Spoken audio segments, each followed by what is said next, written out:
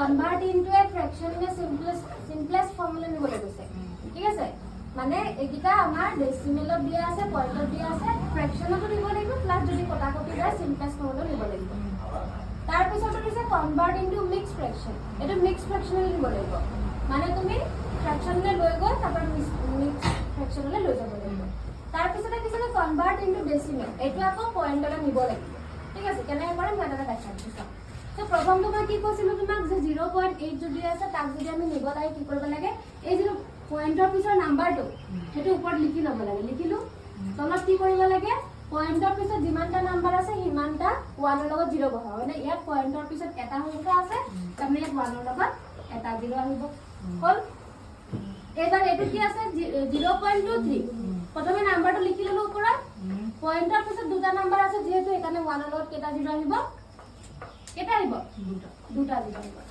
এডোখৰ বুজি পালো এবাৰ আমাক কৈছে যে সিম্পলেস্ট ফৰ্মুলা নিবলে আমি যদি কটাকটি যায় কাটিব কৈছে তা 23 লগত 100 টাকা দে তাৰমানে এটো ইমানতে খতম কিন্তু এটো আকৌ সোৱা দুয়ে দুয়ে কাট খাব মানে এটো 4 টু যে আমি 8 কৰিব পাৰো আৰু 5 টু যে কি কৰিব পাৰো 10 কৰিব পাৰো তাৰমানে লাষ্ট ফৰ্মটো এটো হৈ যাব 4/5 ঠিক আছে বুজি পালা ওকে তাৰ পিছৰটো কনভাৰ্ট ইনটু মিক্সড ফ্ৰ্যাকশন এটো কেনে কৰে মিক্সড ফ্ৰ্যাকশন কেনে কেনে আসলা প্ৰথমতে আমি এই পয়েন্টৰ পৰা ফ্র্যাকশনলে লৈ যাব লাগিব মানে 4.625 ক আমি কি লিখিম 4625 লিখি পিনে 1 ৰ লগত পয়েন্টৰ পিছত কেটা নাম্বাৰ আছে টোটাল তো 3টা 0 লগাই দিম লগাই দিলো 3টা 0 এবাৰ আমি ডিভাইড কৰিম এতিয়া আমি কি কৰিম ডিভাইড 4625 লিখি 1000 এৰ আমি কি কৰিম ডিভাইড কৰিম সো 1000 এ ডিভাইড কৰিলে কি হয় 4625 আছে নে তাৰ মানে 4 দি পিনে 4000 লিখিম লিখিলো লিখাৰ পিছতে কি হ'ব এটা 625 তললে নামি আহিব এটা পয়েন্টছন দিব নালাগে মিক্স ফ্র্যাকশন কেনেকে কৰে এই তলৰটো গুচি যায় ওপৰলে ওপৰটো কাষলে আৰু কাষৰটো তললে গুচি যাব তাৰ মানে আমি কি লিখিম ইয়াতে ইয়াতে লিখিম 625 টু ওপৰত লিখিম ঠিক আছে তাৰ পিছতে 4 টু কাষত লিখিম আৰু 1000 টু কত লিখিম তলত